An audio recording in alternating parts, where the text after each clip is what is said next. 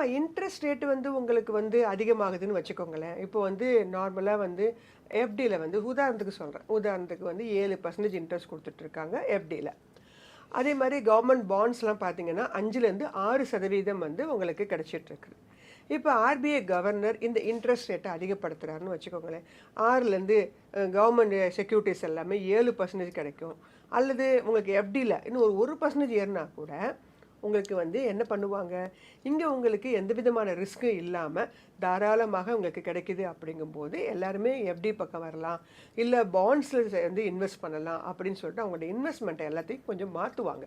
So shuffle பண்றதுனால interest ரேட்ட அதிகரிச்சாங்க அப்படின்னா, அது டெஃபினட்டாக கோல்டுல வந்து கண்டிப்பாக ஒரு தாக்கத்தை உண்டு பண்ணும். அதன் காரணமாகவும் கோல்டு ரேட் இறங்குவதற்கு வாய்ப்புகள் உண்டு. அதே மாரி பார்த்தீங்கன்னா, இப்போது கோல்டுக்கு கஸ்டம் டியூட்டீஸ்லாம் வந்து அதிகப்படுத்தியிருந்தாங்க இல்லையா? இதெல்லாம் தான் இந்த கோல்டு இப்ப வந்து இறங்குவதற்கு ஒரு காரணம். அதே மாரி சாவரின் கோல்டு பாண்டும் சுத்தமா நிறுத்திட்டாங்க.